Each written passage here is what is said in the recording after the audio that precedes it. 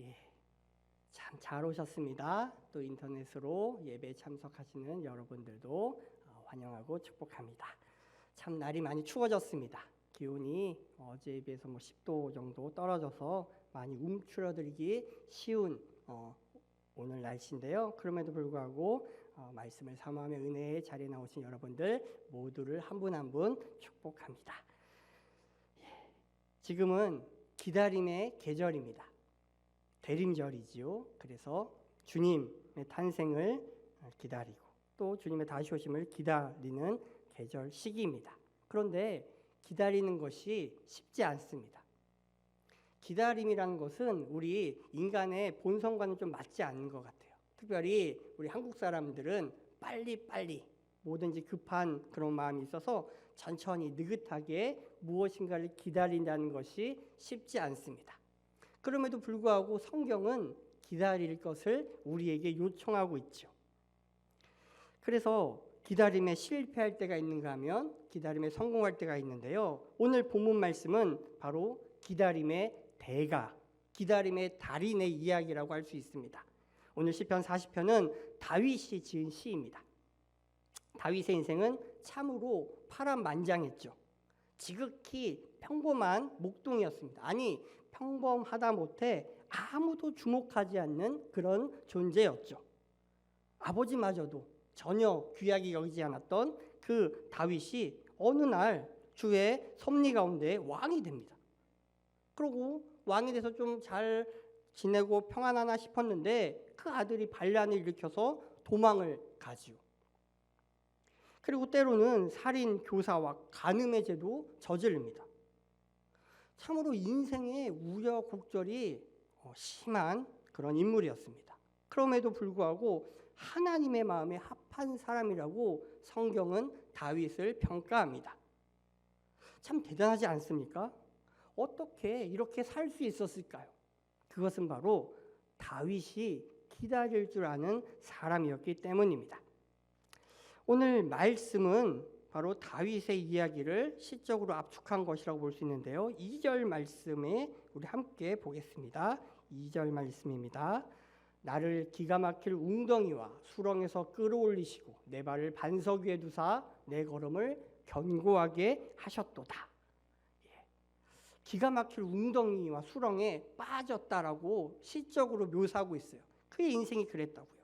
팔레스타인 지역의 웅덩이는 움푹 패여서 물이 고여 있는 것을 말하는데요. 우리 PPT 화면 보여주시겠어요? 웅덩이에 사람이 빠지면 물이 있으면 더욱더 생명의 위협이 있다고 그래요. 그리고 물이 없더라도 올라오기가 힘든, 그래서 시간이 지나고 누군가의 도움을 받지 않으면 죽을 수도 있는 그런 곳이죠. 우리가 잘 아는 야곱의 아들 요셉이 웅덩이에 빠져 있다가 노예로 팔려가잖아요. 그러니까 혼자 힘으로는 나올 수 없는 그 웅덩이였던 거죠.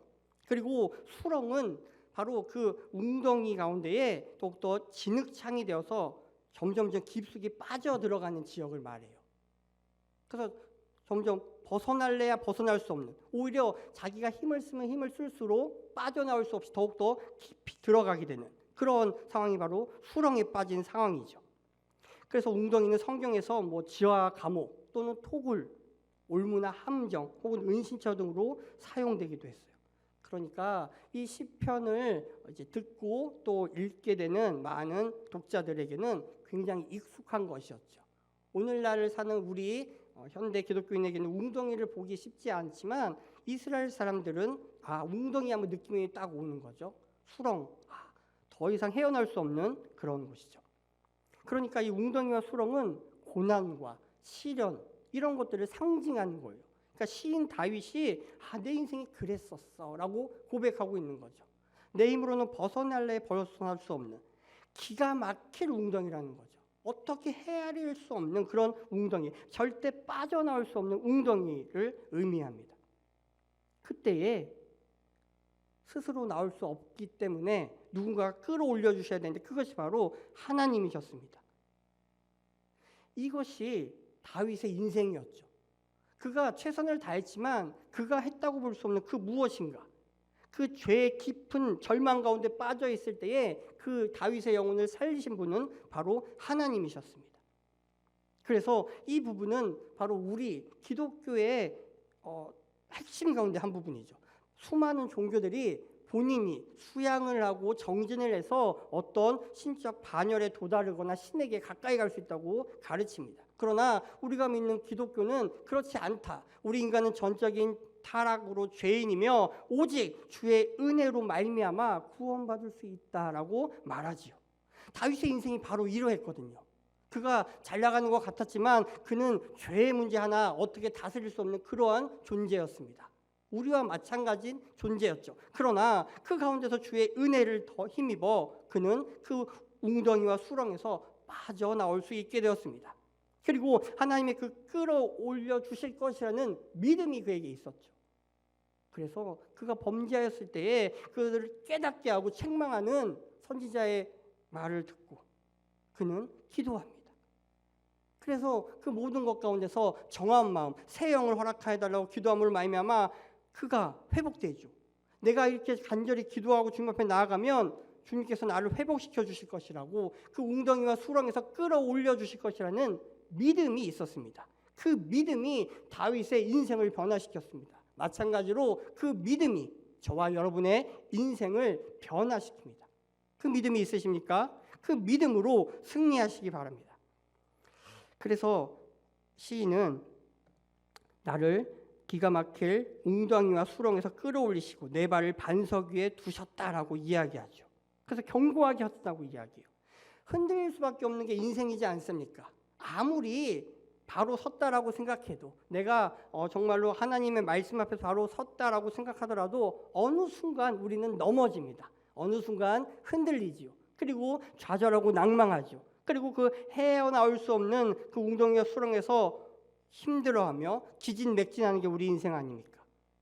죄가 그렇게 무섭고 가혹합니다. 그런데 우리 주님, 우리 반석이신 주님께서 우리를 그 인생길 가운데 견고하게 서게 하신다는 것이죠. 내 발을 반석 위에 두는 거죠. 끊임없이 가라앉는 바닥 위에 있을 수밖에 없는 우리의 발을 주님의 그 반석 위에 굳건하게 세워주신다는 겁니다. 그래서 우리의 인생길을 평탄하게 하게 하시고 또 어디를 밟을지 알 수 없는 우리에게 어디로 가야 할지 알 수 없는 우리에게 그 길을 알려주시는 거죠. 이 모든 것들이 바로 다윗이 주도적으로 적극적으로 했다기보다는 자기 힘으로 해낸 것이 아니라 하나님이 하셨다라는 고백이 이 시편 40편 2절에 담겨 있는 겁니다. 이 문장을 가만히 보십시오. 어디에도 다윗이 주도적으로 했다는 표현이 없습니다. 이 문장을 가만히 보면 수동태입니다. 웅덩이와 수렁에서 끌어올리시고 누가 했습니까? 하나님이 하셨습니다. 내 발을 반석 위에 두사 누가 하셨습니까? 하나님이 하셨습니다. 내 걸음을 견고하게 하셨도다 누가 하셨습니까? 바로 하나님이 하셨다는 거죠. 저와 여러분의 인생도 마찬가지 아니겠습니까? 죄의 문제는 우리의 힘으로 해결할 수 없었습니다. 그거 누가 하셨습니까? 바로 우리 주님 되시는 예수 그리스도께서 우리의 죄의 문제를 해결하셨습니다. 그리하여서 어쩔 수 없는 그 죄에 굴복할 수 없는 우리 인생이 굳건하게 설 수 있었고 영생의 선물을 얻을 수 있게 된 것이죠. 이 고백, 저와 여러분의 고백이기를 바랍니다. 그리고 계속해서 흔들릴 때마다 웅덩이와 수렁에 빠질 때마다 과거에 함께 하시고 우리의 삶 가운데서 어려움에 봉착하였을 때에 건져주시고 끌어올리셨던 주님께서 또 한 번 나를 끌어올려 주시리라, 나를 건져주시리라, 내 발을 반석 위에 세우시리라 라는 그 믿음으로 견디시고 승리하시는 여러분 되기를 간절히 바랍니다. 여러분, 배우 송중기 씨를 아십니까? 아마 젊으신 분들이나 많이 아실 테고 또 우리 여성분들은 송중기 씨를 좋아하시는 분들도 많이 있을 겁니다. 이 배우를 사실 잘생긴 배우 가운데 하나잖아요. 저는 잘생겼다고 그 배우가 잘생겼다 인정해요. 근데 제 아내는 인정하지 않더라고요. 물론 잘생겼는데 자기 스타일은 아니래요. 그러다가 최근에 9년 전에 개봉했던 늑대 소년이라는 영화를 보게 되었는데요. 그만 아내가 홀딱 빠졌습니다. 네, 잘생겼다고 팬클럽에 가입해야겠다고 막 검색하고 있는 걸 제가 핸드폰을 막 못하게 한 적이 있었는데요. 이 송중기 씨가 9년 전에 찍은 늑대 소년이라는 영화가 있어요. 이 영화는 북한군과의 싸움에서 승리할 요량으로 인간 병기의 늑대 소년을 만들었는데요. 그게 어떻게 방치가 됩니다. 그러다가 시골 마을에 이사를 온 한 폐병 소녀와 만나는 이야기죠. PPT 화면 보여주시겠습니까? 예. 저기 보이십니까? 저 뭔가 이렇게 우거진 그런 나뭇가지 사이에 누군가가 쳐다보고 있죠. 바로 늑대 소년입니다. 이렇게 해서 처음 발견하게 되죠. 마당에서 빨래를 널다가 우연히 발견하게 되죠. 처음에는 굉장히 당혹하고 놀랐습니다. 그런데 어찌어찌 하다가 같이 그 집에서 살게 됩니다. 송중기가 어떤 소년이라고요? 늑대 소년이라고요. 그러니까 늑대 소년이니까 거칠죠. 움직임이 거칩니다. 제어가 안 됩니다. 지금까지 야생으로 살았기 때문이죠. 먹을 거 앞에서는 짐승적인 본능으로 막 빨리 다가 두 손으로 빠르게 허겁지겁 먹어댑니다. 개걸스럽게 먹어대죠. 그러니까 이 한창 사춘기인 이 여자 주인공 박보영 배우가 연기하는데요. 그걸 볼 수가 없습니다. 함께 밥 같이 안 먹겠다고, 자기는 따로 먹겠다고 하죠. 그렇게 지내고 있는데 안 되겠다라는 생각을 하게 되죠. 결국은 내가 길들여야겠다라고 생각을 합니다. 이 야생 늑대 소년을 길들여야겠다. 그래서 개 훈련하는 거, 애완견 훈련하는 책을 보면서 연습을 하죠. 그러면서 먹을 거를 손으로 내밀며 기다려라고 그렇게 명령합니다. 예, 기다려 하면서 처음에는 안 되죠. 예, 왜요? 말도 못 알아듣는데. 그래서 실패합니다. 그런데 이 소년은 포기하지 않고 계속 시도하죠. 그러니까 훈련을 하는 겁니다. 결국 늑대 소년은 먹을 거 앞에서 소녀의 기다리라는 명령에 순종하죠. 그러니까 기다릴 줄 아는 인생이 됩니다. 그리고 양치질하는 거, 또 신발끈 묶는 거, 이런 여러 가지 사소한 것들, 사람이 해야 될 것들, 마치 이제 어린아이, 갓난아이가 커가면서 하나하나 배워야 할 것처럼 그런 것들을 이제 가르치기 시작하죠. 그렇게 훈련되어서 어느 정도 이렇게 안정적으로 살아갑니다. 이것은 바로 기다려로 시작된 그 훈련을 과정을 통과했기 때문이죠. 다윗의 인생이 이 웅덩이와 수렁 가운데 빠져 있으면서 훈련받았습니다. 그가 사울 왕에 이어서 기름 부음 받고 왕이 되는데요. 기름 부음 받은 다음에 바로 왕이 되지 않아요. 오랜 시간이 지난 후에 왕이 됩니다. 참 다윗의 입장에서는 왜 이러나 싶었을 거예요. 그죠? 어느 날 선지자 사무엘이 찾아옵니다. 그래서 기름을 부어서 왕이다라고, 하나님이 너를 선택했다라고 합니다. 그런데 그러면 바로 왕이 돼야 되는데 왕이 되지 않아요. 여전히 목동 생활을 합니다. 그리고 블레셋과의 전투에 참여하고 사울 왕의 눈에 들어서 사울 왕의 신하가 되죠. 그렇게만 지내도 잘 되는데 사울 왕의 미움을 받아서 피해 다니고 도망자의 신세가 듭니다. 그 신세가 바로 웅덩이와 수렁의 시간이었습니다.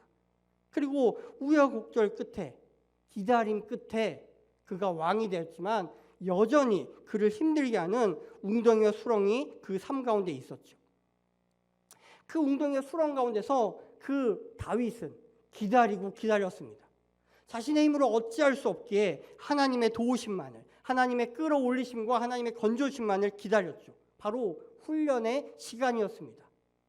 왕으로서, 또 하나님께서 쓰시기에 좋은 사람, 하나님의 마음에 합한 사람으로서 살아갈 수 있게끔 훈련하는 그 공간과 시간이 바로 웅덩이와 수렁에 빠졌던 시간이었죠. 혹시 나의 삶이 지금 웅덩이와 수렁 가운데 빠졌다고 생각되는 성도님들 계십니까? 바로 그 시간은 훈련의 시간입니다. 하나님께서 바로 성도님들을 사용하시고자, 성도님들을 쓰시고자 다듬어가는 시간이며 하나님의 마음을 알아가게끔 훈련하는 시간입니다. 성도 여러분, 여러분은 주님 앞에 훈련받은 성도님이십니까? 우리 주인 되신 예수 그리스도께서 기다리라는 명령에 순종하고 계십니까? 내 마음 같아서는 지금 당장 이루어졌으면 좋겠는 그런 여러 가지 기도 제목이 있지 않습니까? 마음의 소원이 있지 않습니까? 그런데 오늘 성경은 분명히 이렇게 기록합니다. 1절입니다. 내가 여호와를 기다리고 기다렸더니 귀를 기울이사 나의 부르짖음을 들으셨도다. 하나님께서 부르짖을 때 들으시는데 기다리고 기다렸대요. 바로 응답해 주시지 않고 기다리고 기다렸다고 기록하고 있어요.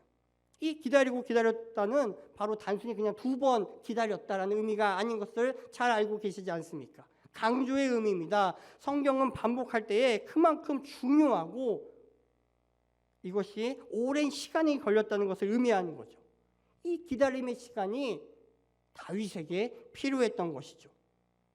그래서 지금 내가 손만 뻗으면 내가 거머쥘 수 있는 것만 같은 그것들을 뻗어서 잡아내는 것이 아니라 참고 기다려라라고 우리에게 말하고 있는 것입니다. 여러분이 참고 기다리고 있어야 될 것이 무엇입니까? 내 인간적인 노력으로 무엇인가 이룰 수 있다고 생각했지만 하나님께서 아니야, 기다려. 아직 내 때가 아니야, 기다려라고 말씀하신 부분은 무엇입니까?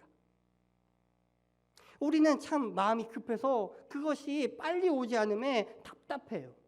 때로는 상태가 안 좋을 때는 하나님 정말 계시기는 한 거냐고, 내 기도를 들으시기는 거는 한 거냐고 따지기도 쉽죠. 그런데 그것이 다 훈련 기간이라는 거죠. 이 기다린 것은 이 늑대 소년의 입장에서는 정말로 상상도 못할 일이에요. 그냥 본능대로, 늑대 짐승의 본능대로 했던 거죠. 그런데요, 가만 보시면 우리도 마찬가지 않습니까? 우리 인간의 본성대로 살아갈 때가 얼마나 많은지 모릅니다. 내가 목표를 세우고 또 내 욕구와 내 욕심 앞에서 절제와 기다림이 없어요. 그저 탐욕스럽게 그냥 그것을 얻기 위해서 뭐 죄라는 것도 인식하지 못하고 세상 사람들과 똑같이 살아갈 때가 얼마나 많이 있습니까? 그 유혹 앞에서 손에 움켜잡기 위해서 그렇게 발버둥 칠 때가 얼마나 많이 있습니까? 바로 그때 바로 우리도 주인의 음성을 들으며 순종할 수 있어야 합니다. 주님께서 오늘도 저와 여러분에게 말씀하십니다. 기다려. 아직은 아니야. 내가 먹으라고 할 때 먹어. 내가 가지라고 할 때 가져. 내가 하라고 할 때 해. 내가 움직이라고 할 때 움직여. 라고 주께서 말씀하신다는 거죠. 성경에는 기다림에 성공한 인물이 있고 기다림에 실패한 사람이 있습니다. 기다림에 실패한 사울 왕이 있었습니다. 다윗이 기다림에 성공했다고 했잖아요. 근데 사울은 실패했어요. 사울 왕의 시작은 굉장했습니다. 겸손하였고 체격도 좋았으며 하나님께서 사용하실 법한 사람, 많은 사람들이 인정할 만한 사람이었죠. 그런데 그가 싸움을 앞두고 이제 사무엘을 기다려야 됩니다. 성경 말씀을 보면 사울이 사무엘상 13장 8절 9절입니다. 사울이 사무엘의 정한 기한대로 이레를 기다리되 사무엘이 길갈로 오지 아니하며 백성이 사울에게서 흩어지는지라 사울이 가로되 번제와 화목제물을 이리로 가져오라 하여 번제를 드렸더니 선지자 사무엘을 기다려야 되는데 정한 기한은 지났어요. 7일이나 기다렸는데 오지 않아요. 그리고 백성들이 이제 전쟁을 하면 나가야 되는데 막 흩어지기 시작해요. 사무엘이 안 오니까 에이 안 되겠다고 막 흩어져요. 사울 왕이 마음이 조급하겠죠. 만약에 혼자 기다리는 상황이었으면 기다렸을 거예요. 그런데 상황이 그렇지 않은 거예요. 많은 사람들과 함께 무엇인가를 해야 되는데 일이 계획대로 진행되지 않자 바로 자신이 하지 말아야 할 기다려서 사무엘이 해야 할 일을 해버리죠. 그것을 하나님께서 기뻐하지 않으셨어요. 인간적인 판단으로는 이게 옳아보라요. 이렇게 해야지만 될 것 같아요. 이거 안 하면 큰일 날 것 같거든요. 인생의 실패가 우리에게 찾아올 것 같아 보이는 순간들이 있어요. 그때 사울왕은 잘못된 선택을 하죠. 기다림에 실패합니다.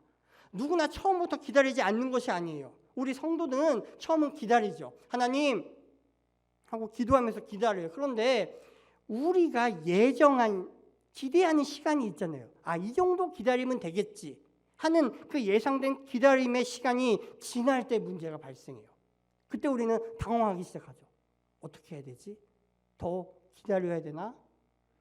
기다리면 과연 하나님이 응답해 주실까? 내가 무엇인가 액션을 취해야 되지 않을까? 라는 그런 생각이 우리 가운데서 막 일어나기 시작하는 거예요. 그 기다림에 실패했기 때문에 사울이 어긋나기 시작하는 거죠. 그래서 다시 한번 또 큰 잘못을 범한 다음에 하나님이 사울을 버리시고 다윗을 사용하시기 시작하는 거예요. 어디 기다림에 실패한 인물이 사울왕뿐이겠습니까? 아브라함도 그렇지 않습니까? 하나님이 약속해 주셨어요. 언약을 주셨는데 나이가 75세에 부름받았는데 한 해 두 해가 가요. 그런데도 뭐 이루어질 기약이 없죠. 그러니까 인간적인 방법을 써서 이스마엘을 얻게 돼요. 그러나 그것은 하나님의 방법이 아니었어요. 기다림에 실패했죠. 그래서 결국 그 이스마엘이 아니라 또 기다림 끝에 이삭을 얻게 되죠. 하나님의 때가 있어요. 하나님의 방법이 있어요. 그것을 기다려야 되는 거죠. 다시 영화 얘기로 돌아가 보면 늑대 소년에게 이 소녀가 글을 가르쳐요. 그리고 노래도 불러주기도 하고요. 또 기타 치는 것도 보여주고 말도 가르쳐 보려고 노력해요. 그러면서 소녀와 늑대 소년 사이에 정이 생기고 이제 사랑이 막 싹 트려고 하는 거죠. 그게 어떤 의미인지는 정확히 모르겠지만 아무튼 그렇게 화목하게 지내게 돼요. 그러나 어느 영화에서나 마찬가지로 그렇게 좋은 시간은 길지만은 않았어요. 늑대 소년에게 위기가 닥치죠.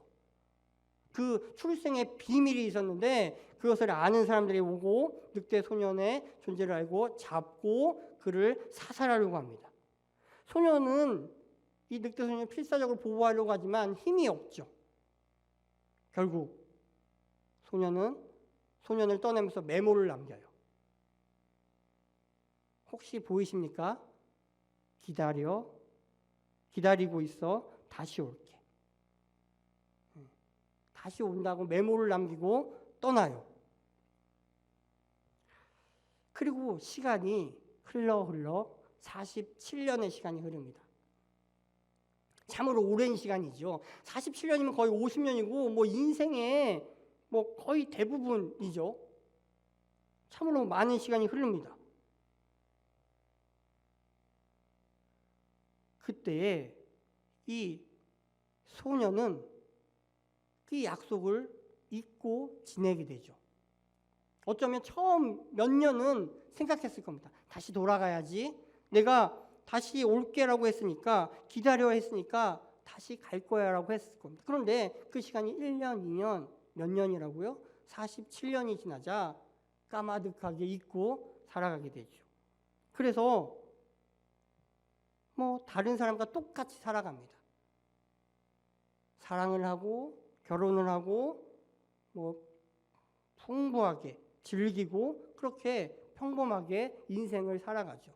어느덧 손녀까지 두고 그렇게 살아가고 인생의 이제 후반부에 접어들었습니다. 그러다 연락을 받고 그 처음 늑대소년을 만났던 그곳으로 가게 되죠. 그런데 그곳에서 이 늑대소년을 다시 만나게 됩니다. 이 늑대소년은 그 기간 동안 기다림의 대상이 바뀌었던 거예요. 단순히 뭐 먹는 거, 입는 거 마치 사람처럼 하는 그 여러 가지 기다림에서 이제 그 기다림의 대상이 소녀가 되었던 거죠. 무려 47년간 기다립니다. 그리고 그 기다리는 동안 소녀가 했던 말들을 하나하나 혼자서 다 해내죠. 그래서 47년에 다시 만났을 때 이 늑대 소녀는 글을 읽을 수 있게 되었고 또 여러 가지 것들을 가꿀 수 있었고 가지마라는 말도 할 수 있게 됩니다.